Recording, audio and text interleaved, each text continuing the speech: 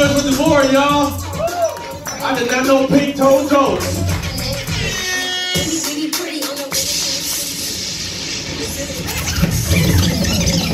She over here looking just like Pink, y'all. Y'all be at work like, please, please don't leave me. Y'all ready for y'all next comedian? Make some noise. Damn, what's wrong with y'all? I said, make some noise. She looked at me, she was like, I need y'all to make some noise. Because this next comedian I'm bringing back in, she's a female, she getting ready to bring the sexy, y'all. And I know some of y'all females ready to get y'all sexy on. So ladies, I need y'all to say shit. Make some noise for Miss Sarah Lynn. Cheers. She's been going for a Leo. And Adam. I see that a lot of the people in the audience were eating chicken. I like my men how I like my chicken. Golden, juicy, and pumped full of steroids. Men like their women how they like their chicken. Just a disconnected series of breasts and legs. And broken wings. I'm 38, single, never married, no kids, so you know something's wrong.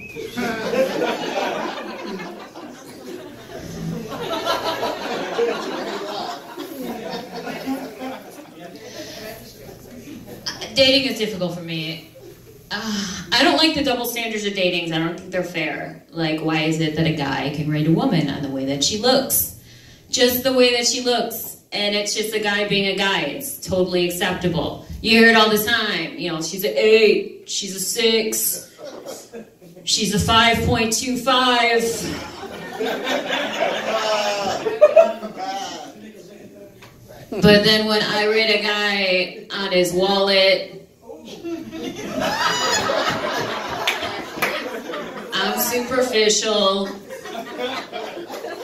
Like, you told me I'm a 6. FICO said you're a 550. You didn't qualify.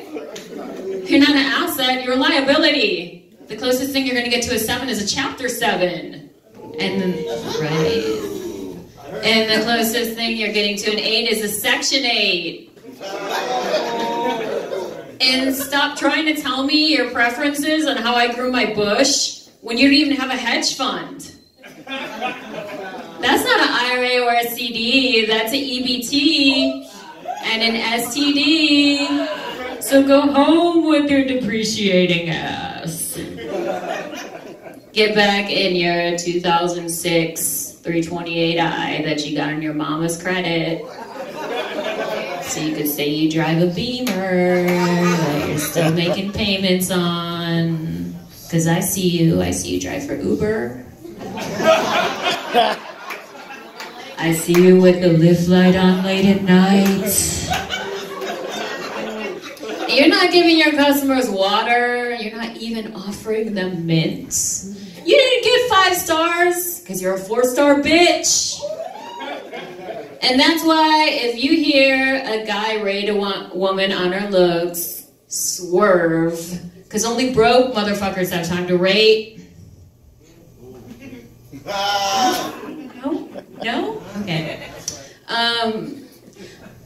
Being 38 is difficult. I feel like I'm sure there are like 30-year-old men out there, but they just don't like this. I think that they think that I'm looking for somebody to pay for my plastic surgery. Which I am. So I'm either gonna get stuck with like the younger guys, so I'm gonna get called the cougar, like her, or the older guys. So I'm either gonna be the cougar or the gold digger, and I don't really appreciate that, because why can't I be both? Take from the rich, give to the poor, Robin Ho. With her hoe narrow, hoeing through the countryside and the hill crest with her merry man hoes, and the sugar daddy website for her little Johns. And that is a story of Robin Hood. I have daddy issues. Clearly.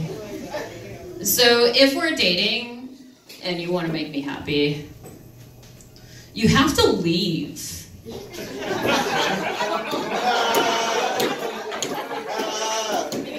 But don't just like ultimatum me, like if this happens again, that's just threatening me with a good time. Like, we go to brunch, we go to Target, we have sex, I go to work, come back home, all your shit's gone. You gotta change it up on your lady. You know what I'm saying? Like, my knight in shining armor, like, rides off to the sunset, and then just keeps on going, and going, and going. I spent all day at the office, because that's what strippers call work. And at the strip club, the Latina girls work together, the Asian persuasion, they work together to bring the guy to the back. The black girls work together, but the blondes were like beta fish. We all fucking hate each other. We don't know why. Blonde on blonde crime, that shit's a thing. It's like Turf Wars Peroxide Edition. We're like Highlander. In the end, there can only be one.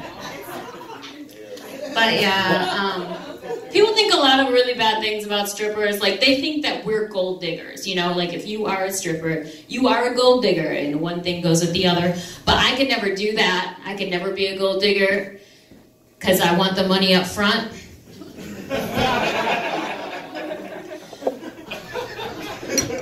They think that it's not work, you know, it's just like easy money. You just go in, give up your self-respect, put on your schoolgirl outfit, and people just start like throwing money at you and you just roll in your money. But actually, stripping is really hard.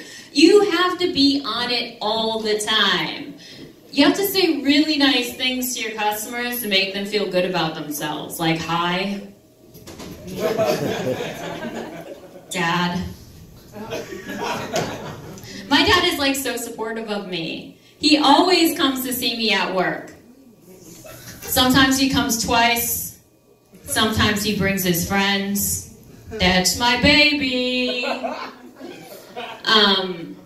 But there are so many great things about stripping that people don't even think about. Like, you get to pick your own name, and you get to say it as many times as you want. You get to change it as many times as you want. Like, when I first started stripping, my name was Misery, because I'm a huge Kathy Bates fan. And then I got really into yoga and meditation selfies, so I reincarnated my stripper name as Gandhi. And then I got really inspired by this book I read called The Crucible. So I changed my name to Abigail Williams, and I started calling my customers John Proctors. And they liked having a last name. And then I got really bored and uninspired, and I took the 23andMe test, which breaks your ancestry down by percentage, and I found out that I was 1% African. So for the first time in my life, I felt like I was part of something. And I changed my name to Oprah Winfrey, and I started telling all my customers, you get to pay me, you get to pay me, you get to pay me.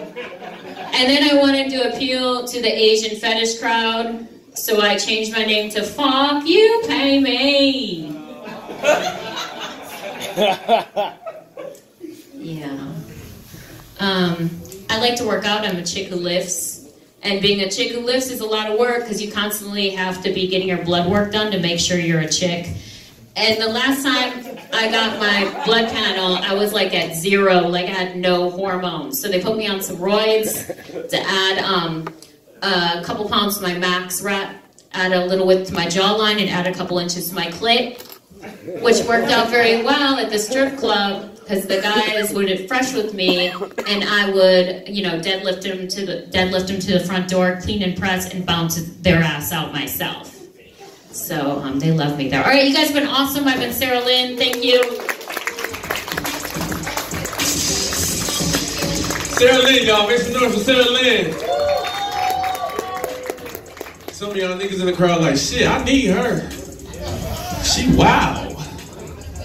And she kind of lost me when she said with the EBT and shit. Cause I ain't gonna lie, I'll be right in Walmart in the motherfucking line waiting for 12